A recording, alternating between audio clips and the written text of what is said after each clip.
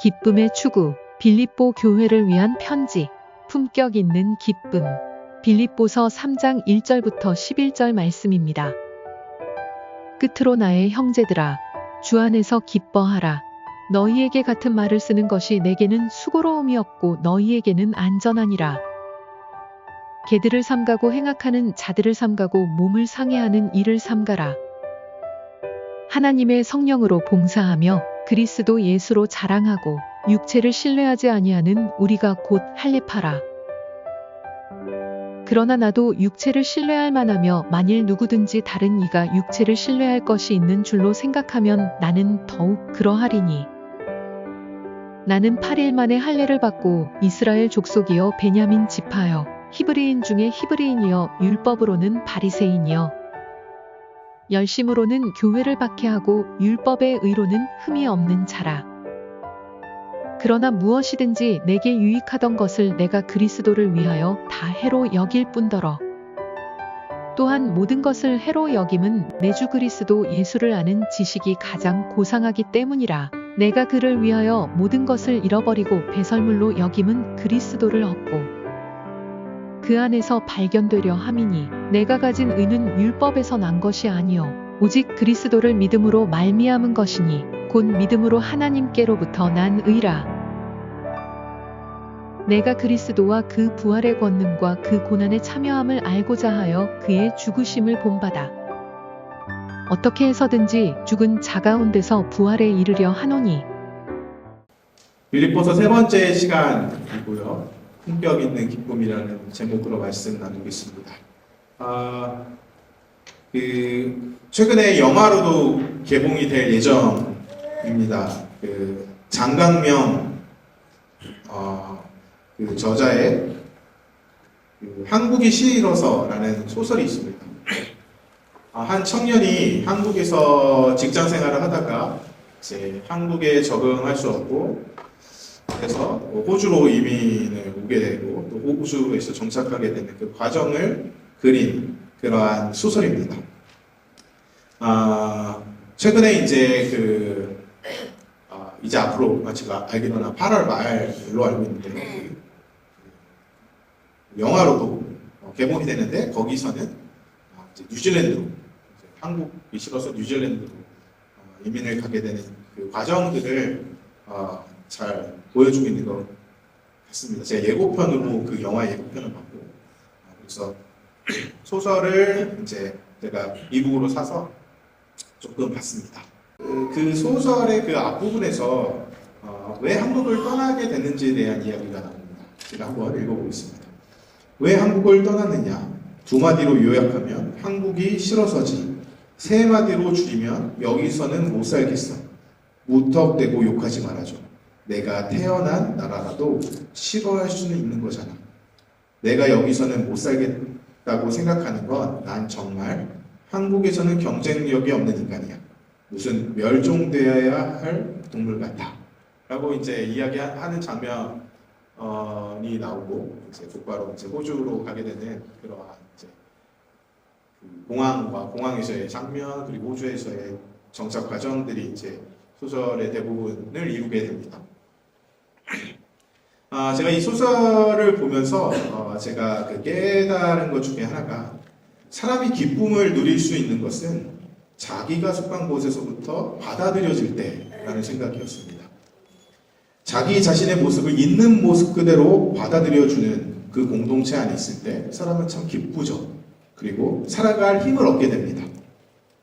그런데 이제 반대로 자신이 속한 공동체로부터 받아들여지지 않을 때 매일매일의 삶이 참 고통스러운 것을 경험하게 되는 것입니다. 자신이 속한 이제 그룹들, 가족, 특히 사회, 나라로부터 자신이 받아들여지지 않을 때 사실 자신 안에 기쁨의 삶을 누릴 수가 없는 것이죠. 자신이 속한 사회에서 경쟁력 없는, 쓸모없는 인간이라는 생각이 자신 안에 삶의 기쁨을 빼앗아가게 된다는 것입니다. 오늘날 많은 사람들이 자신이 속한 공동체로부터 그것이 가족이든 그 직장이든 사회든 심지어 나라이든 받아들여지지 못할 때 참 인생이 기쁘다라는 그 측면들을 누리지 못하게 되는 것이죠. 이 소설이 한국이 싫어서라는 이 소설이 이 현상들을 잘 반영하고 있는 것 같다는 생각을 했습니다. 여러분, 오늘 본문에서 바울이 자신의 이력에 대해서 이야기를 합니다. 바울을 생각해 보면 바울 자신은 자신이 소속된 유대인 사회에서 누구보다 인정받기 위해 열심히 산 사람이었다는 것을 알 수가 있습니다. 바울은 지금의 터키 지역에 있는 길리기아 지역 안에, 큰 지역 안에 다소라는 도시에서 태어나고 자란 사람입니다. 당시 그리스 로마 시대에 그 다소라는 지역은 경제, 특별히 교육으로 유명했던 그 헬라어권, 그리스권 도시 중에 하나였습니다. 그러한 그 도시, 그 교육 중심, 경제로 풍성하고 특별히 교육 중심적인 도시 속에서 자라면서, 특별히 유대인으로 자라면서 당연히 헬라 말도 잘하고 히브리 말도 잘했던 그 바울은 당시 예루살렘에서 가장 유명했던 율법학자인 가말리엘이라는 학자 밑에서 유학을 하게 됩니다. 그래서 사도행전 22장 3절에 바울은 자신의 이력을 이렇게 한 절로 이야기합니다. 나는 유대인으로 길리기아 다소에서 났고 이 성에 자라 가말리엘의 문화에서 우리 조상들의 율법에 엄한 교육을 받았고 오늘 너희 모든 사람처럼 하나님께 대하여 열심히 있는 자라. 그러니까 자신의 그 이력에 대해서 그냥 한 절로 사도행전 22장 3절을 통해 바울은 이야기를 하는 거죠. 특별히 예루살렘 밖의 지역에 살았던 유대인들이 예루살렘, 그것도 그 가말리엘이라는 최고의 학자 밑에서 유학을 할 수 있다는 것은 경제적으로 그 집안이 풍요로웠다는 것을 말해주는 것이기도 했습니다.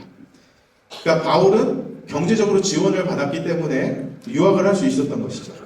바울의 가정은 경제적으로 풍요로웠다는 것입니다. 바울의 부모의 그 치맛바람, 그러니까 바울의 부모의 그 교육의 열정을 알 수가 있는 것이죠. 그러니까 바울의 부모도 그리고 바울 자신도 사회적으로 엘리트가 되기를 원했다는 것이 바로 이 증거입니다.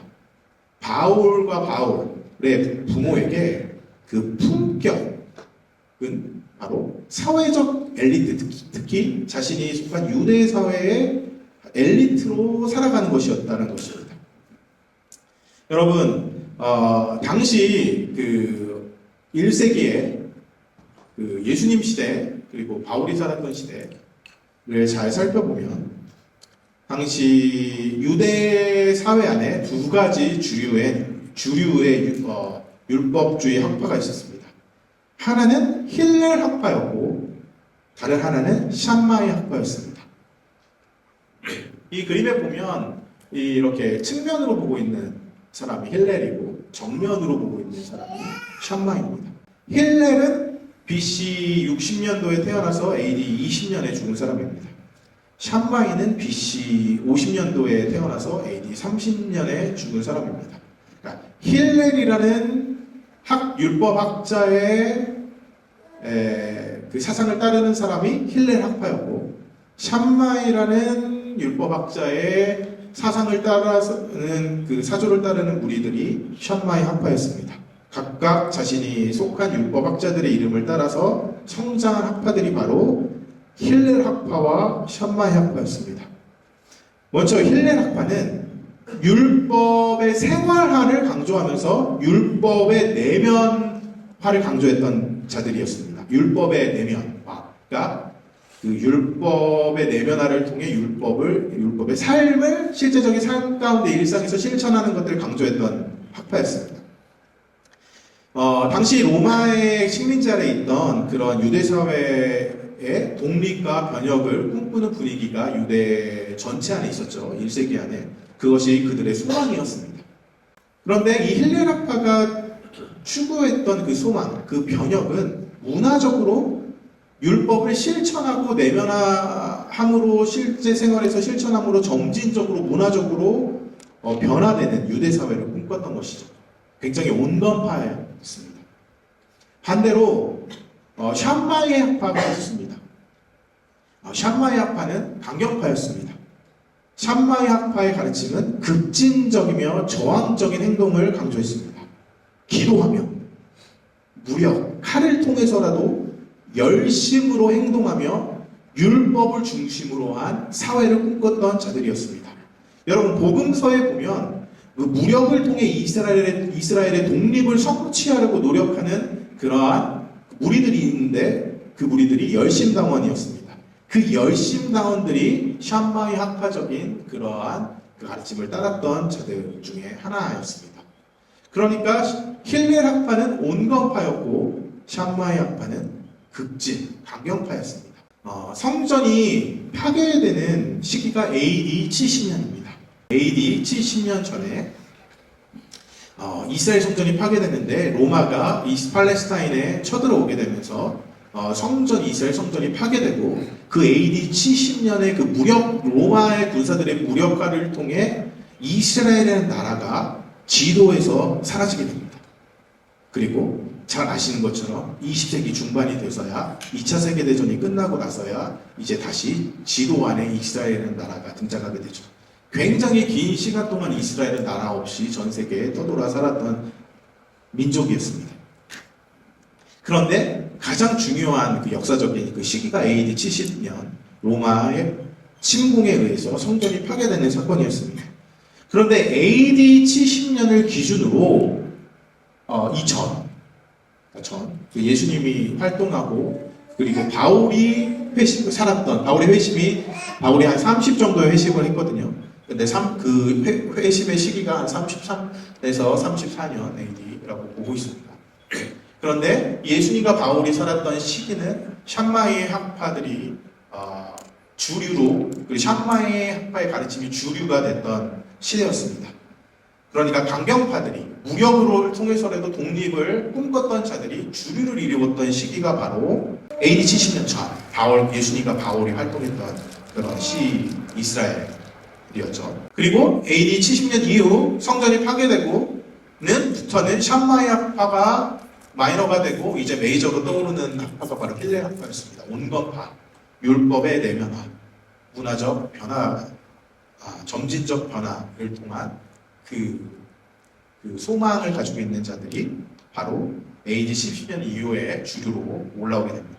그런데 오늘 본문에서 말하는 이 바울이 말하는 열심이 있습니다. 자신의 열심으로 그리스도인을 핍박했다라고 나오는데 이 열심이 바로 샴마이 학파의 폭력적 열심을 말하고 있는 것이죠. 왜 그럴까요? AD 70년 전에 바울이 살았던 시대의 주류는 바로 샴마이 학파였기 때문입니다. 대중적 지지를 받았던 그 유대인의 그 학파, 그 정신, 그 철학이 바로 샴마이의 가르침, 무력을 통해서라도 결국 독립을 꿈꾸고 그 무력이 곧 열심, 칼이 곧 열심이라고 표현됐던, 그래서 열심당원이라고 표현했던 그러한 열심이 바로 샴마이의 폭력적 열심을 말하는 것이죠. 그러니까 바울이 말하는 그 열심으로 했다라는 것은 바로 나는 당시 가장 대중적 지지를 받는 샴마이 학파의 폭력적 열심을 열심히 실행했다. 그래서 사회적 악이라고 느꼈던 유대의 대중에 의해 사회적 악이라고 치부받던 그리스도인들을 폭력적으로 죽이면서까지 자신이 사회적으로 인정받으려고 했던 그 열심을 바울은 말하고 있는 것입니다.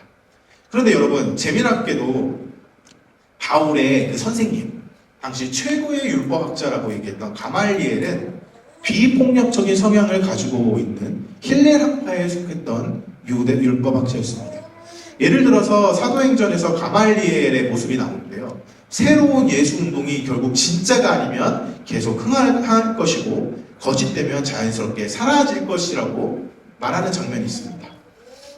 제가 이거 너무 길어서 준비를 했는데 읽진 않겠습니다. 사도행전 5장 33절에서 40절을 한번 여러분들이 집에 가서 읽어보시면 가말리엘이 나와서 그 이야기하는 장면이 나오는데, 쉽게 말하면, 요약하면 그 예수운동이, 새로운 예수운동이 진짜면 계속 흥할 것이고 가짜면 자연스럽게 사라지게 될 것이다 라는 그러한, 요약하면 그런 것이죠. 심지어 가말리엘은 각자의 삶에서 그 개인의 그 율법의 내면화를 강조하다 보니까 개인의 경건한 삶을 당연히 강조하는 것이죠. 그러니까 각자에게 서로 간섭하지 말고 각자의 옳은 방식대로 살으라고 가르쳤습니다. 특별히 로마 세계의 그 정복에 크게 관여하지 말고 각자의 삶에서 율법을 실천하면서 살면 된다라고 강조했죠. 그러니까 굉장히 그 정치적인 것보다는 굉장히 그 프랙티컬한 삶을 더 강조했던 것이 가말리엘의 가르침이었습니다. 여러분 재밌지 않습니까? 바울은 이러한 힐렐 학파적인 옹건파의 가르침을 받은 사람입니다. 가말리엘의 가르침을 받으면서 최고의 학력을 구비했던 것이 바로 바울이었습니다. 그런데 바울이 고백하는 것은 바울의 행동을 보면은 바울은 힐렐의 가르침이 아니라 힐렐 학파의 가르침이 아니라 샴마이 학파의 폭력적인 가르침을 실행하면서 살았던 것을 우리가 성경을 통해 알 수가 있는 것이죠. 그러니까 쉽게 말하면 한국이라는 사회에서 제일 좋은 대학이 서울대라고 합니다. 서울대에서 최고의 학자 밑에서 공부를 했는데 그 학자는 굉장히 이상적인 사람입니다. 온갖 비폭력적이고 그리고 거기서 최고의 학자의 학력과 교육을 받았습니다. 바울은. 그런데 대중은 반대인 거죠. 대중은 그 반대적인 상황 속에서 있는 한국의 대중문화라고 봅시다. 그런데 되게 유명한 가장 좋은 학력을 갖추고 그렇지만 반대로 대중이 원하는 삶을 살았던 것이 바울인 것이죠. 그러니까 최고의 학력과 대중이 원하는 삶 모두를 다 가진 욕심쟁이가 바울이었어요. 굉장히 똑똑한 사람이죠. 바울은 학력도 원했고 바울은 대중의 지지도 원했던 사람입니다. 그러니까 두 마리 토끼를 다 잡으려고 했던 것이 청년 바울이었습니다. 그러니까 바울에게 있어서 그 그리스도인들을 박해하려고 그리고 심지어 죽이려고까지 했던 그 열심, 그 샴마이적 그 열심은 결국 바울의 종교적 신념, 개인적인 신념에서 나온 것이 아니라 사회적 분위기가 만들어낸 것이죠.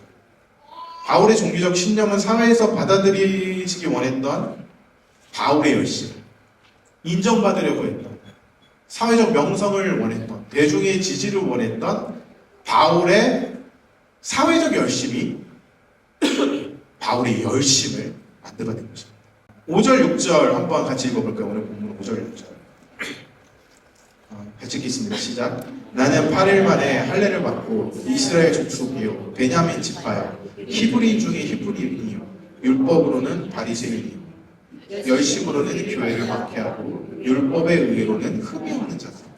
5절에 보면 히브리 중에 히브리인이요 율법으로는 바리새인이요 라고 말할 때 여러 가지 해석이 있을 수 있겠지만 이 힐렐과 샴마이의 관점으로 봤을 때는 5절은 바울이 힐렐 학파의 엘리트 교육을 받았다라는 것을 우리가 그 바울 나중에 사도행전에 아까 읽었던 그 바울의 고백을 유추해 볼 때는 바울이 5절에서는 엘리트 나는 교육을 받았다. 그 당시 최고의 힐렐 학파의 가말리엘 밑에서 받았다라는 것을 우리가 그런 것이 내포된다는 것을 우리가 추측해 볼 수 있습니다. 그러니까 5절 안에서 보면 특별히 바울의 교육적 배경을 고려해 봤을 때 바울이 얼마나 유대 사회에서 엘리트가 되기 원하는지, 특별히 그 엘리트 교육을 받음으로 엘리트가 되기 원했는지를 알 수가 있습니다. 그러니까 가말리엘의 제자라는 것을 생각하지 않을 수가 없는 것이죠. 그러니까 5절은 엘리트 교육, 힐렐 학파적인 관점으로 볼 수 있습니다. 6절은 이 열심으로는 교회를 박해하고 율법의 의로는 흠이 없는 자라라고 말할 때 이 열심은 바울이 얼마나 당시 최고의 대중의 지지를 받고 있던 샴마이 학파의 열심에 최선을 다했는 사람인지를 알 수 있는 것이죠. 그러니까 6절은 결국 대중적 지지를 원했던 바울과 샴마이 학파적 가르침을 따랐던 바울의 모습을 우리가 5절과 6절을 통해 알 수 있는 것이죠. 그러니까 바울은 엘리트 교육도 받았고 바울은 대중적 지지도 원했던 것입니다. 그러니까 바울은 자신의 정체성을 당시 당연히 그 이스라엘 사회는 유대인 사회에서는 그 사회로부터 자신의 정체성을 찾는 것이거든요. 그러니까 한국도 그렇잖아요. 유교적 유대인의 사회 되게 비슷한데 사회적인 그러한 받아들임을 통해 자신의 정체성을 찾는 것이 당시 문화적 현상이었는데 바울은 당연히 그런 사람이었습니다. 바울은 유대인 중에 유대인이죠. 그러니까 엘리트 교육을 통해서도 대중적 지지를 통해서도 결국 자신이 두 가지 모두를 다 받아들여서 사회 안에서 최고의 엘리트로서 받아들여짐을 추구했던 것이 청년 바울의 삶이고 청년 바울의 삶의 방식이었던 것입니다. 바울은 누구보다 자신이 속한 사회에서 자기 자신을 증명하기 위해 최선을 다해서 야망을 갖고 살았던 사람입니다. 바울의 부모도 바울 자신도 사회적으로 엘리트로 받아져서 출세하기 원했던 그러한 대표적 가정과 대표적 사람의 모델이라고 볼 수 있는 것입니다. 그러던 중에 그러한 사회적 명성을 추구하려고 했던 바울, 그런 바울에게 어느 날 예수님이 이유 없이, 그러니까 아무 조건 없이 은혜로 찾아오게 됩니다. 우리 사도행전 9장 1절부터 5절까지 같이 읽어볼까요? 시작. 사울이 주의 제자들에 대하여 여전히 위협과 살기가 든든한 대제사장에게 가서 다메섹 여러 회당에게 가져갈 공문을 청하니 이는 만일 그 도를 따르는 사람을 만나면 남녀를 막론하고 결박하며 예루살렘으로 잡아오려 함이라. 사울이 길을 가다가 다메섹에서 가까이 이르니 호련히 하늘로부터 빛이 그를 둘러 비추니라. 땅에 엎드려져 들으매 소리가 있어 이르시되 사울아 사울아 네가 어찌하여 나를 핍박하느냐 하시거늘 대답하여 이르되 주여 누구시니까 이르시되 나는 네가 박해하는 예수다. 여러분 9장 1절에서 우리가 알 수 있듯이 바울은 당시 최고의 권력의 중심에 있던 대제사장에게 찾아가서 공문을 얻게 됩니다. 얼마나 그가 야심으로 가득하고 사회적 명성을 얻기 원했다는 것을 우리가 사도행전 9장 1절을 통해 알 수가 있죠. 그리고 그 대제사장의 최고의 권력자에게 공문을 받고 권력자들이 제일 싫어하고 힘없고 사회적 악이라고 생각하는 당시 그리스도인들, 당시 말로 하면 도를 따르는 자들, 그러니까 그리스도인들이 이름이 있기 전에 도를 따르는 자들을 박해하고 죽임으로 바울이 얻으려고 했던 것이 무엇인가요? 명성이죠. 권력자의 지지, 승진 이런 것들을 통해 그런 것을 위해 바울은 죽이려고까지 했습니다. 샴마이적 가르침에 최선을 다했던 사람이죠. 그러한 폭력의 충만함으로 가득함 속에 그리고 사회적 야망이 가득한 바울에게 한 길 위에서 예수 그리스도를 죽이려고 가는 그 다메섹 도상에서 아무 조건 없이 바울은 한 번 더 예수님 찾아와 주세요. 예수님 도와주세요. 예수님 만나주세요. 라고 기도해보지 않았던 그 바울에게 완전한 은혜로 예수님이 찾아오십니다. 그러면서 사울아, 사울아, 당시 히브리 이름이었던 그 사울의 이름을 부르면서 친밀하게 예수님은 이야기하죠. 네가 어찌하여 나를 박해하느냐 하시거든. 대답하여 주여 누구시니까 이르되 나는 네가 박해하는 예수라. 네가 박해하는 예수라. 그 예수님이 바울에게 찾아옵니다. 예수 그리스도를 경험했고 만났던 그 바울, 다메섹 도상 위에서 그 예수를 저항하기 위해 폭력으로 가득한 마음을 갖고 길 위에 있던 바울에게 찾아온 예수를 경험한 바울은 이제 아무런 사회적 야망, 폭력 이런 것들이 이제선 더 이상 중요하지 않게 되는 것이죠. 바울은 평생 동안 이 스토리를 가지고 간증을 하면서 증거하면서 살아가게 됩니다. 얼마나 자신을 만나줬던 그 예수가 자신에게 유일한 만족이었고 기쁨이었는지 바울의 삶 전체에서 바로 이 다메섹 도상에서 만난 예수의 사건이 을 통해 바울은 계속해서 이 사건이 얼마나 중요했는지 바울은 계속 증거하며 살았다는 것을 우리가 알 수 있습니다. 특별히 예수님은 바울을 이방인의 사도로 부르기 위해 바울에게 찾아오셨습니다. 사도행전 9장 15절에 주께서 이르시되 가라. 이 사람은 내 이름을 이방인과 임금님들과 이스라엘 자손들에게 전하기 위하여 택한 나의 그릇이다 라고 말한 것이죠. 예수님은 자신을 저항하는 바울에게 찾아오셔서 이방인들을 위해 귀히 쓰이는 자들로 삼아주셨습니다. 오직 하나님의 긍휼로, 오직 하나님의 은혜로 죄인 중에 괴수였던 바울을 귀한 존재로, 참으로 쓸모있는 존재로 부르신 것입니다. 디모데전서에 보면 그래서 바울은 죄인 중에 괴수라고 이야기를 하고 있는 것이죠. 15절, 16절만 우리 한번 제가 읽어보겠습니다.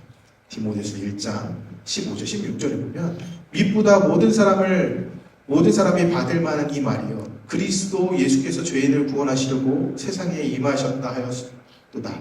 죄인 중에 내가 괴수니라. 그러나 내가 긍휼을 입은 까닭은 예수 그리스도께서 내게 먼저 일체 오래 참으심을 보이사 후에 주를 믿어 영생을 얻는 자들에게 본이 되게 하려 하십니다. 여러분, 죄인 중에 괴수라고 바울은 이야기를 하죠.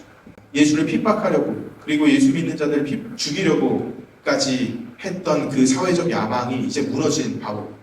그 바울에게 찾아온 것은 자신이 얼마나 죄인인지 알게 되는 존재적 현실이었습니다.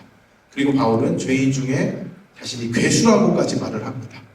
그런 괴수에게, 죄인 중에 죄인인 그 괴수인 바울에게 아무런 조건 없이 오직 하나님의 긍휼로, 하나님의 은혜로 예수님이 찾아오신 것이죠. 그 예수가 바울의 인생의 전부가 된 것입니다. 유일한 기쁨이 된 것입니다. 그래서 바울은 오늘 본문의 1절에 끝으로 나의 형제들아 주 안에서 기뻐하라. 너에게 같은 말을 쓰는 것은 내게는 수고로움이 없고 너에게는 안전하다.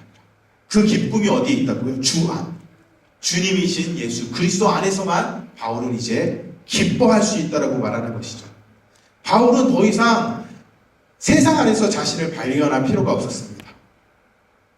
바울에게 가장 중요한 것은 세상의 유대 사회에서 자신을 엘리트로 받아들여주는 그런 받아들여짐이 아니었습니다. 바울에게 가장 중요한 그리고 유일한 기쁨은 바로 예수 그리스도, 유일한 주님이신 아무 조건 없이 오직 은혜로 저항하는 자신에게 찾아온 바로 예수만이 참된 기쁨이었습니다. 그리고 그 예수만이 유일한 품격, 사회적 엘리트가 자신의 품격으로 살았던 바울에게 이제 그 품격은 바로 예수 그리스도였던 것이죠. 진정한 품격 있는 기쁨이 바로 예수 그리스도였던 것이었습니다. 특별히 이전에 자신이 추구하던 그 주류인 그 율법주의자들이 더 이상 그 기쁨을 빼앗아가지 못하도록 한다고 바울은 빌립보 교회에게 경고까지 합니다. 본문 2절 3절에 보면 걔들, 율법주의자들이에요. 걔들을 삼가고 행악하는 자들을 삼가고 몸을 상해하는 일을 삼가라.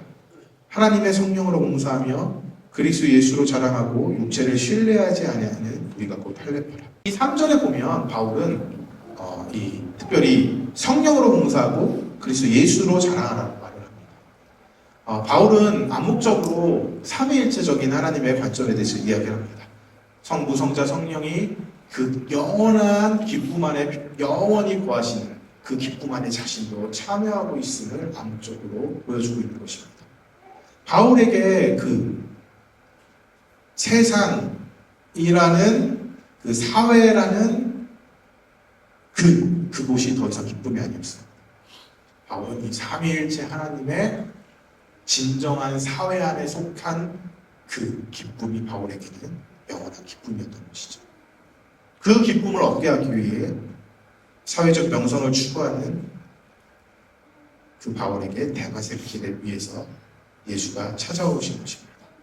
바로 예수로 인해 영원한 삼위일체 하나님의 기쁨에 참여하게 된 것이죠.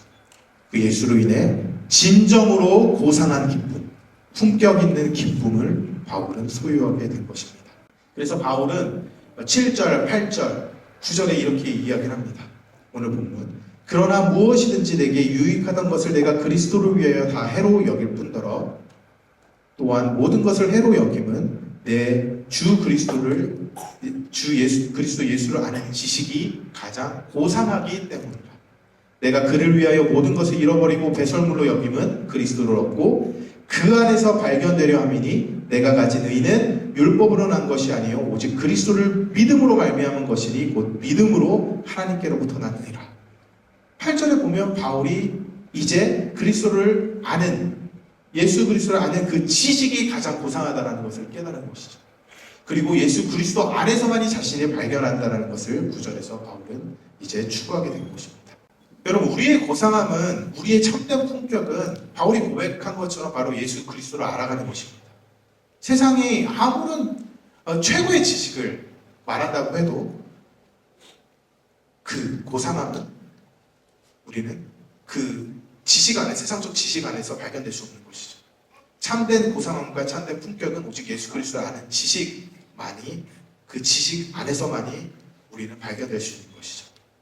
그리고 예수 그리스도 안에는 바로 그 품격 있는 기쁨이 우리를 가장 고상하게 살게 하는 것입니다. 아무리 우리가 명품을 두른다고 해도 우리는 본질적으로 고상할 수 없는 존재입니다. 죄의 문제가 해결되지 않으면 결국 우리는 참된 품격을 가질 수가 없는 자들입니다. 인간은 언젠가 죽기 때문에 죽으면 우리는 그 어떤 것도 소유할 수가 없습니다. 아무리 좋은 명품도 영원히 우리의 삶에 있을 수가 없는 것이죠.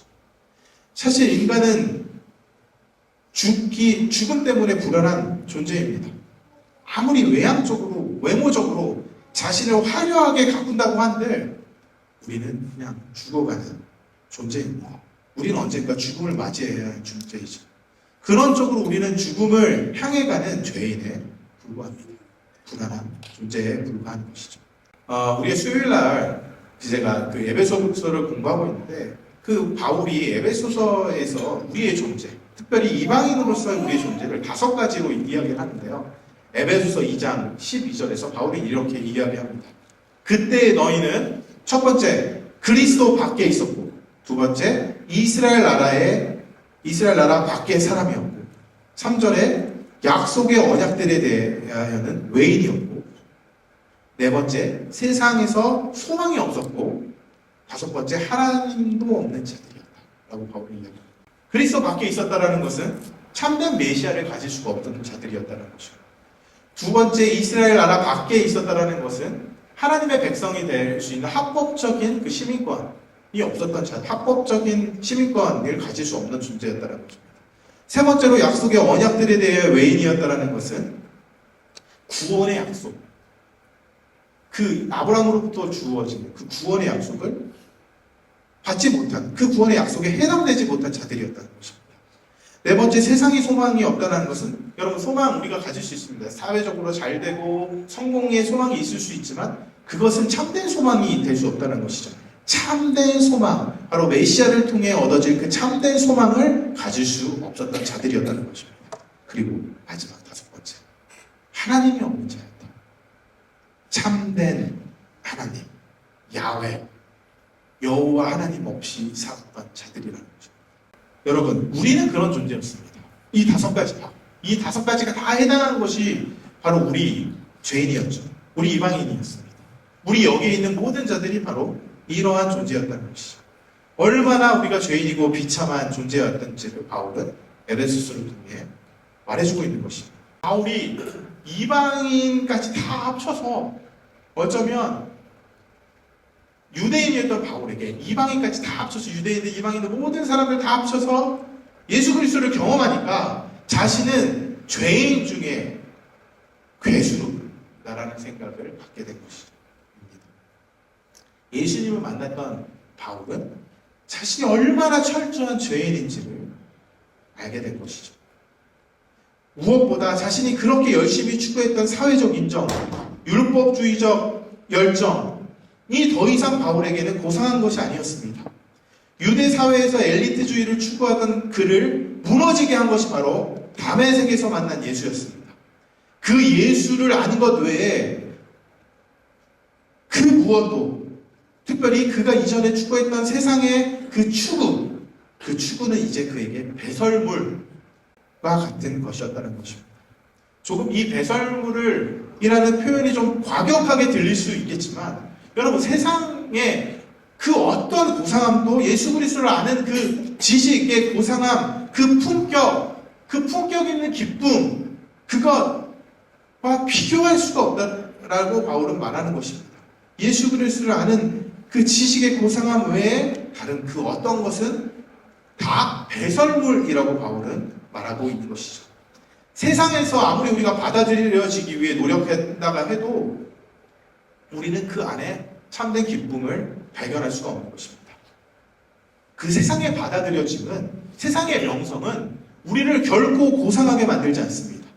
그 어떤 사회적 성공도 우리에게 참된 품격과 그 기쁨을 가져다 주지 못한다는 것입니다. 오직 예수 그리스도라는 지식만이 우리를 고상하게 하며 우리에게 품격 있는 기쁨을 가져다 준다는 것입니다. 우리 10절, 11절, 우리 마지막 절 한번 같이 읽어보겠습니다. 시작. 내가 그리스도와 그 부활의 권능과 그 고난의 참여함을 알고자 하여 그의 죽으심을 본받아 어떻게 해서든지 죽은 자 가운데서 부활에 이르려 하노니. 여러분, 바울은 바로 품격 있는 기쁨 대신 그 예수 그리스도를 위해 이제 자신은 어떤 고난도 감당할 수 있다고 말을 합니다. 그 어떤 고난도 두려워하지 않는다고 말하는 것이죠. 고난에 참여하는 것은 바로 그리스도의 부활에 참여하는 것이라고 말을 하고 있는 것입니다. 십자가 없이 부활이 없다라는 것을 바울은 잘 알고 있었습니다. 여러분, 우리는 부활의 삶을 선물로 받은 사람입니다. 고난 속에서도 우리는 부활의 기쁨을 경험합니다. 여러분, 우리는 부활의 몸을 입고 영원한 천국에서 예수와 함께 영원한 기쁨 속에 살게 될 존재들입니다. 그런 자들이 그리스도인입니다. 그런데 미래에 있을 영원한 기쁨이, 그 부활의 영광이 성령을 통해 지금 미래를 거슬려서 지금 우리에게 주어졌습니다.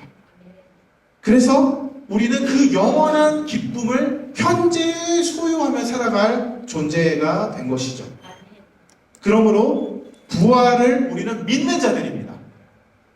그렇지만 부활을 믿는 자일 뿐 아니라 우리는 현재 부활을 살아내는 자들입니다. 부활을 믿는 자들 뿐더러 우리는 부활을 살고 있는 자들입니다.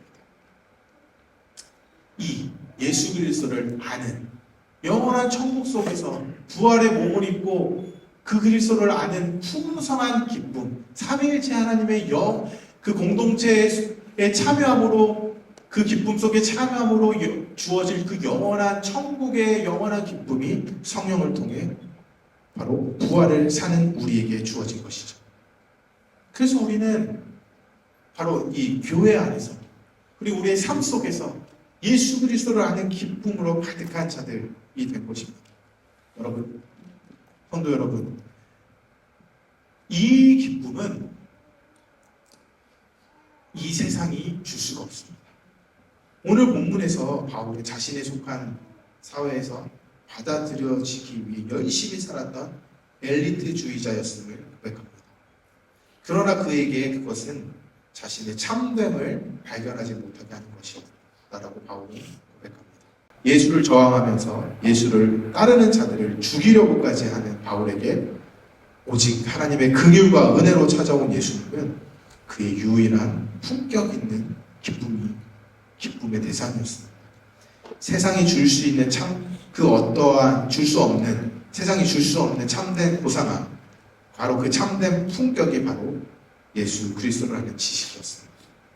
그 외에 아무리 세상적으로 잘 나가고 성공을 통해 주어지는 명성을 가져다 준다고 하는 그러한 지식과 그러한 분위기라 할지라도, 그 무엇이라 할지라도 바울에게는 다 배설물 같은 것이었습니다. 바울은 오직 예수 그리스도라는 지식 안에서 주어지는 품격 있는 기쁨만을 추구했던 것이죠. 아무리 고난이 와도 앞으로 나타날 부활에 현재 참여함으로 주어지는 그 그리스도 안에 있는 그 그리스도 안에 주어지는 품격 있는 기쁨만이 그에겐 전부였습니다. 그리고 그것을 전파하는 그 새로운 진정한 열심이 바울의 새로운 열정과 열심이 된 것입니다. 캔버라 우리 교회 성도님들이 바로 이 품격 있는 기쁨을 누리며 살아가길 원합니다. 여러분, 세상의 어떠한 명성도, 어떠한 고상함도, 어떠한 사회적 받아들여짐도 이 참된 품격 있는 기쁨을 가지지 못하게 합니다. 오직 예수 그리스도 아는 것만이 우리의 유일한 품격 있는 기쁨입니다. 세상이 주는 기쁨은 거품과 같은 것입니다. 오늘 여러분 그저 열심히 사는 그런 인생을 살지 말았으면 좋겠습니다. 그것은 어쩌면 사회가 요구하는 열심일 수가 있어요. 사회적 성공을 위한 열심일 수가 있어요. 그렇지만 그 열심은 바울의 옛 열심과 같은 것입니다. 그렇지만 우리는 진정한 열심, 세상을 구원하기 원하시는 하나님의 열심을 가지고 있는 자들이어야 합니다. 하나님의 열심으로 살아내는 부활의 기쁨을 살아내는 자들이어야 합니다. 바로 그 기쁨 대신, 품격 있는 기쁨 대신 예수를 증거하고 또 무엇보다 공동체 안에서 누리고 또 공동체 안에서 누린 우리 이 공동체에서 누린 그 기쁨이 흘러가서 이 캔버라 사회를 변화시키는 우리 한국 사회를 변화시키는 그러한 여러분이 그런 우리 교회가 되길 예수 그리스도 이름으로 간절히 소망합니다. 같이 기도하겠습니다. 하나님 감사합니다. 하나님, 우리의 과거는 참 비참했습니다. 우리는 하나님 앞에 죄인이었습니다. 하나님의 진리를 몰랐기 때문에 바울이 그랬던 것처럼 우리는 이 세상이 받아들여 주기 위해 그저 열심히 살았던 자들입니다. 하나님, 이제 더 이상 이 세상이 주는 그 사회적 열심으로 살지 않도록 우리를 변화시켜 주십시오. 다메섹 도상에서 만났던 그 예수가 그 바울의 전부였던 그 예수님이 우리의 전부가 될 수 있게 역사하여 주십시오. 그 세상의 어떠한 고상함도 그 어떤 품격도 이제 더 이상 우리의 고상함과 품격이 될 수 없습니다. 품격 있는 기쁨은 예수 그리스도 당신이시며 예수 그리스도를 아는 지식의 이름을 우리가 고백합니다. 우리가 그 주님을 현재 부활의 삶 안에서 누리고 우리 특별히 교회 안에서 누리고 이 기쁨을 이 캔버라 땅에 특별히 캔버라 한인들에게 증거하는 저희 될 수 있도록 역사하여 주시옵소서. 예수 그리스도 이름으로 기도합니다. 아멘.